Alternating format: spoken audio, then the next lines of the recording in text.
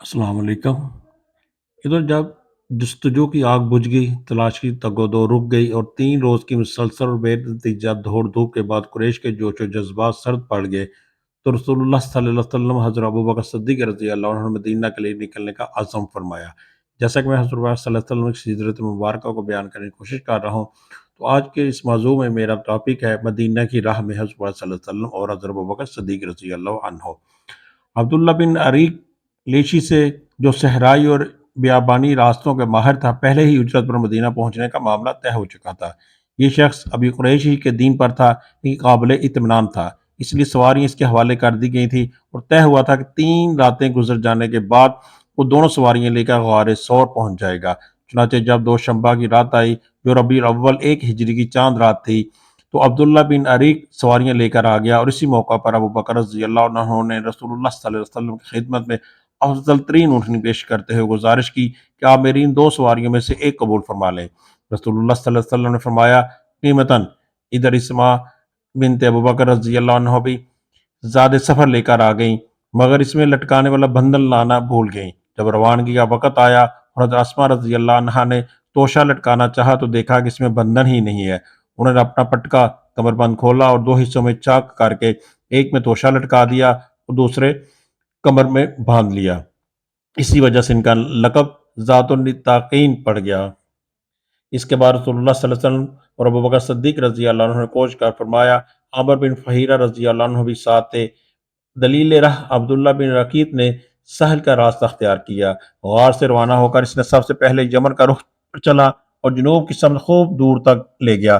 फिर पश्चिम की तरफ मुड़ा और साहिल समंदर का रुख किया। फिर एक ऐसे रास्ते पर पहुंचकर जिससे आम लोग वाकिफ न थे, शुमाल की तरफ मुड़ गया। ये रास्ता साहिल बहर अहमर की करीब ही था और इस पर शाज़ो नादर ही कोई चलता था। रसूलुल्लाह सल्लल्लाहु अलैहि वसल्लम ने इस रास्ते में जिन मकामात से गुजर इब्न इसहाक ने इनका तज़क्रा किया है, वो कहते हैं कि जब रहनुमा अपने आप दोनों साथियों को लेकर निकला तो ज़ेरी मक्का से चला, फिर साहिल के साथ चलता चलता ज़ेरी आसफान से रास्ता काटा, फिर ज़ेरी अमज से गुजरता हुआ आगे बढ़ा और कदीद पार करने के बाद रास्ता काटा और वहीं से आगे बढ़ता हुआ हर्रार से गुजरा, फिर तनीता अमरा से, फिर लकफ से, फिर बियाबान लकफ से गुजरा, फिर बजह के बियाबान में पहुंचा और वहां से होकर फिर बजह के मोड़ से गुजरा, फिर जुल्गोज़ोवीन के मोड़ के नशीब में चला, फिर ज़ीक असर की वादी में दाखिल हुआ, फिर जुदा जद का रुख किया, फिर अजरत पहुंचा और इसके बाद बियाबान तहीन के अतराफ की वादी जो सिल्म से गुजरा, वहां से अबाबीद और इसके बाद फाजा का रुख किया, फिर अर्ज में उतरा, फिर अकोबा के दाहिने हाथ सिनीततुल आइद में चला, यहाँ तक कि वादी राइम में उतरा और इसके बाद कबाब पहुंच गया। आइए अब रास्ते के चंद वाक़यात भी सुनते चलते हैं। सही बुखारी में हज़रत अबू बकर सिद्दीक़ रज़ी अल्लाह अन्हु से मरवी है कि उन्होंने फरमाया, हम लोग गार से निकलकर रात भर और दिन भर दोपहर तक चलते रहे। जब ठीक दोपहर का वक़्त हो गया, रास्ता खाली हो गया और कोई गुज़रने वाला ना रहा, तो हमें एक लंबी चट्टान दिखाई दी, जिसके साए पर धूप नहीं आई थी। हम वहीं उतर पड़े। मैंने अपने हाथ से नबी सल्लल्लाहु अलैहि वसल्लम को सोने के लिए एक जगह बराबर की और इस पर एक पोस्तीन बिछाकर गुजारिश की कि अल्लाह के रसूल सल्लल्लाहु अलैहि वसल्लम आप सो जाएं और मैं आपके गिरदोपेश की देखभाली के लिए काम करता हूँ। आप सल्लल्लाहु अलैहि वसल्लम सो गए और मैं आप सल्लल्लाहु अलैहि वसल्लम की गिरदोपेश की देखभाल के लिए निकला। अचानक क्या देखता हूँ कि चरवाहा अपनी बकरियां लिए चट्टान की जानब चला आ रहा है। वो भी इस चट्टान से वही चाहता था जो हमने चाहा था। मैंने उससे कहा, ऐ जवान, तुम किसके आदमी हो? इसने इसने मक्का या मदीना के किसी आदमी का जिक्र किया। मैंने कहा, तुम्हारी बकरियों में कुछ दूध है? इसने कहा, हाँ। मैंने कहा, वो दूध दो सकता हूँ? उसने कहा, हाँ। और एक बकरी पकड़ी। मैंने कहा, जरा थान के मट्टी, बाल और तिनके वगैरह से साफ कर लो। इसने एक काम में थोड़ा सा दूध दोहा और मेरे पास एक चरी लोटा था जो मैंने रसूलुल्लाह सल्लल्लाहु अलैहि वसल्लम के पीने और वजू करने के लिए रख लिया था। मैंने नबी सल्लल्लाहु अलैहि वसल्लम के पास आया, लेकिन गवारा न हुआ कि आपको बेदार करूं। चुनांचे जब आप बेदार हुए, मैं आप सल्लल्लाहु अलैहि वसल्लम के पास आया और दूध पर पानी उंडेला यहाँ तक इसका निचला हिस्सा ठंडा हो गया। इसके बाद मैंने कहा, "ए अल्लाह के रसूल सल्लल्लाहु अलैहि वसल्लम, पी लीजिए।" आपने पिया यहाँ तक कि मैं खुश हो गया। फिर आपने फरमाया, क्या अभी कोच का वक्त नहीं हुआ? मैंने कहा, क्यों नहीं। इसके बाद हम लोग फिर चल पड़े। इसी सफर में अबू बकर सिद्दीक रजी अल्लाह का तरीका ये था कि वो नबी सल्लल्लाहु अलैहि वसल्लम के रदीफ रहा करते थे, यानी सवारी पर हजूर सल्लल्लाहु अलैहि वसल्लम के पीछे बैठा करते थे, क्योंकि इन पर बुढ़ापे के आसार नुमाया थे, इसलिए लोगों की तवज्जो इन्हीं की तरफ जाती थी। नबी सल्लल्लाहु अलैहि वसल्लम पर अभी जवानी के आसार गालिब थे, اس لیے آپ صلی اللہ علیہ وسلم کی طرف توجہ کم جاتی تھی۔ اس کا نتیجہ یہ تھا کہ کسی آدمی سے سابقہ پڑتا تو ابوبکر صدیق رضی اللہ عنہ سے پوچھتا یہ آپ کے آگے کون سا آدمی ہے؟ حضرت ابوبکر صدیق رضی اللہ عنہ اس کا بڑا لطیف سے جواب دیتے تھے، فرماتے یہ آدمی مجھے راستہ بتاتا ہے، اسے سمجھنے والا سمجھتا ہے کہ یہی راستہ مراد لے رہے ہیں، حالانکہ وہ خیر کا راستہ مراد لیتے تھے۔ اسی سفر میں آپ صلی اللہ علیہ وسلم کا گزر معبد خزاعہ کے خیمے سے ہوا۔ یہ ایک نمایاں اور توانا خاتون تھی، ہاتھوں میں گھٹنے ڈالنے خیمے کے صحن میں بیٹھی رہتی اور آنے جانے والوں کو کھلاتی پلاتی تھی۔ آپ نے ان سے پوچھا کہ پاس میں کچھ ہے؟ بولی واہ خدا، ہمارے پاس کچھ ہوتا تو آپ لوگوں کی میزبانی میں تنگی نہ ہوتی، بکریاں بھی دور دراز ہیں، یہ قحط کا زمانہ تھا۔ رسول اللہ صلی اللہ علیہ وسلم نے دیکھا کہ خیمے کے گوشے میں ایک بکری ہے۔ معبد یہ کیسی بکری ہے؟ بولی اسے کمزوری نے ریوڑ سے پیچھے چھوڑ رکھا ہے۔ آپ صلی اللہ علیہ وسلم نے دریافت کیا اس میں کچھ دودھ ہے؟ بولی وہ اس سے کہیں زیادہ کمزور ہے۔ آپ صلی اللہ علیہ وسلم نے فرمایا اجازت ہے کہ اسے دو لوں؟ بولی وہاں میرے ماں باپ اب تم آپ پر قربان، اگر تمہیں اس میں دودھ کہیں دکھائی دے رہا ہے تو ضرور دھو لو۔ اس گفتگو کے بعد رسول اللہ صلی اللہ علیہ وسلم نے اس بکری کے تھن پر ہاتھ پھیرا، اللہ کا نام لیا اور دعا کی، بکری نے پاؤں پلا دیے، تھن میں بھرپور دودھ اتر آیا۔ آپ صلی اللہ علیہ وسلم نے ام محبت کا ایک بڑا سا برتن لیا جو ایک جماعت کو سدھا کر سکتا تھا، اور اس میں اتنا دوہا کہ جاگ اوپر آ گیا۔ پھر ام محبت کو پلایا، وہ پی کر شکم سیر ہو گئی، اپنے ساتھیوں کو پلایا، وہ بھی شکم سیر ہو گئے تو خود پیا۔ اسی برتن میں دوبارہ اتنا دودھ دوہا کہ برتن دوبارہ بھر گیا، اسے ام محبت کے پاس چھوڑ کر آگے چل پڑے۔ تھوڑی ہی دیر گزری تھی کہ ان کے شوہر ابو محبت اپنی کمزور بکریوں کو جو دبلے پن کی وجہ سے مریض چال چل رہی تھی ہانکتے ہوئے آ پہنچے۔ دو دیکھا تو حیرت میں پڑ گئے، پوچھا یہ تمہارے پاس کہاں سے آیا؟ جبکہ بکریاں دودھ راس تھیں اور گھر میں دودھ دینے والی بکری نہ تھی۔ بولی باخدا کوئی بات نہیں سوائے اس کے کہ ہمارے پاس ایک بابرکت آدمی گزرا جس کی ایسی اور ایسی بات تھی اور یہ حال تھا۔ ابو محبت نے کہا یہ تو وہی صاحب قریش معلوم ہوتا ہے جسے قریش تلاش کر رہے ہیں، اچھا ذرا اس کی کیفیت بیان کرو۔ اس پر ام محبت نے نہایت دلکش انداز سے آپ صلی اللہ علیہ وسلم کے اوصاف و کمالات کا ایسا نقشہ کھینچا کہ گویا سننے والا آپ صلی اللہ علیہ وسلم کو اپنے سامنے دیکھ رہا ہے۔ کتاب کے اخیر میں یہ اوصاف میں درج کروں گا اور وہیں پر میں بیان کروں گا۔ یہ اوصاف سن کر ابو محبت نے کہا واللہ یہ تو وہی صاحب قریش ہے اس کے بارے میں لوگوں نے قسم قسم کی باتیں بیان کی ہیں۔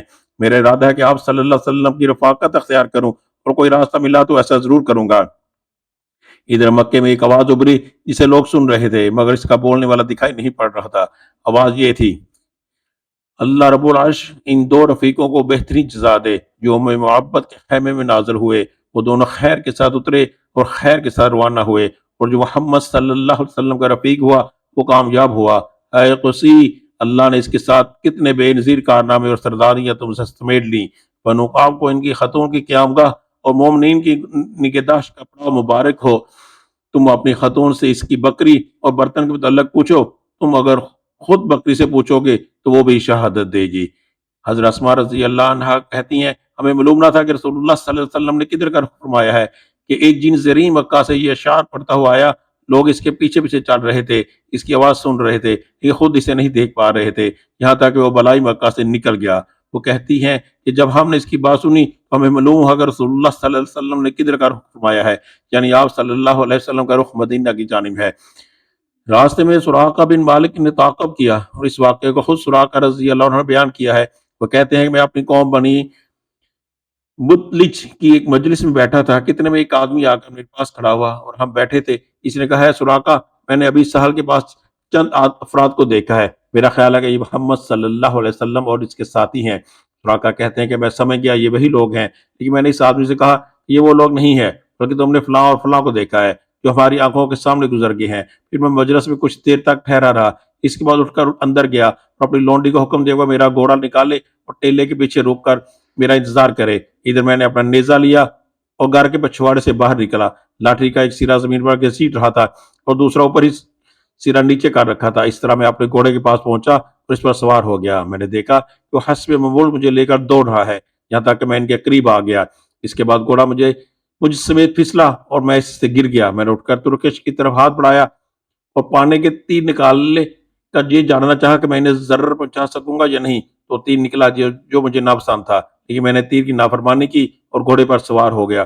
وہ مجھے لے کر دوڑنے لگا، یہاں تک کہ جب میں رسول اللہ صلی اللہ علیہ وسلم کی قرات سن رہا تھا اور آپ التفات نہیں فرما رہے تھے، جبکہ ابوبکر صدیق رضی اللہ عنہ بار بار مڑ کر دیکھ رہے تھے، تو میرے گھوڑے کے اگلے دونوں پاؤں زمین میں دھنس گئے، یہاں تک کہ گھٹنوں تک جا پہنچے، اور میں ایسے سے گر گیا۔ پھر میں نے اسے ڈانٹا تو میں نے اسے اس نے اٹھنا چاہا، لیکن وہ اپنے پاؤں بمشکل نکال سکا۔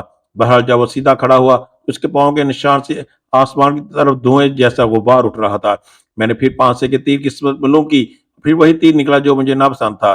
اس کے بعد میں نے امان کے ساتھ انہیں پکارا، وہ لوگ ٹھہر گئے۔ میں اپنے گھوڑے پر سوار ہو کر ان کے پاس پہنچا۔ جس وقت میں ان کے سے دور رک گیا، اسی وقت میرے دل میں یہ بات بیٹھ گئی تھی کہ رسول اللہ صلی اللہ علیہ وسلم کا معاملہ غالب آ کر رہے گا۔ چنانچہ میں نے آپ صلی اللہ علیہ وسلم سے کہا، آپ کی قوم نے آپ صلی اللہ علیہ وسلم کے ساتھ بدلے دید کا انعام رکھا ہے، اور اس ساتھ ہی میں نے لوگوں کے عزائم سے آپ صلی اللہ علیہ وسلم کو آگاہ کیا اور 2 ساز و سامان کی پیشکش بھی کی، مگر انہوں نے میرا کوئی سامان نہیں لیا، نہ مجھ سے کوئی سوال کیا، صرف اتنا کہا کہ ہمارے متعلق رازداری برتنا۔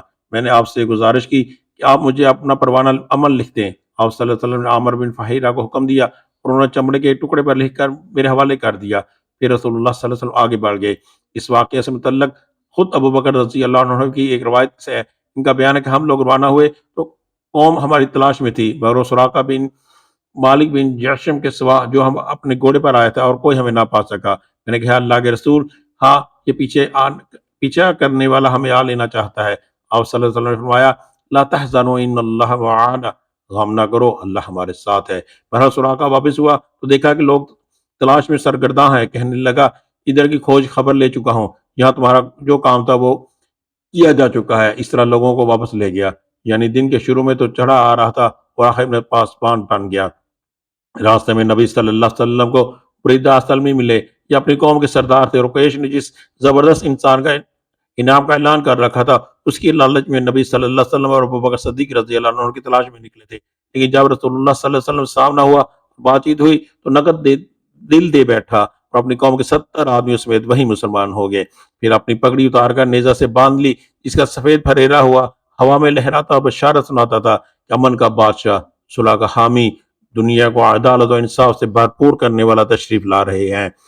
راستے میں نبی صلی اللہ علیہ وسلم کو حضرت زبیر بن عوام رضی اللہ عنہ ملے، یہ مسلمانوں کے ایک تجارت پیشہ گروہ کے ساتھ ملک شام سے واپس آ رہے تھے۔ حضرت زبیر رضی اللہ عنہ نے رسول اللہ صلی اللہ علیہ وسلم اور ابوبکر رضی اللہ عنہ کو سفید پارچہ جات پیش کیے۔ آمنت باللہ، صدق اللہ مولانا۔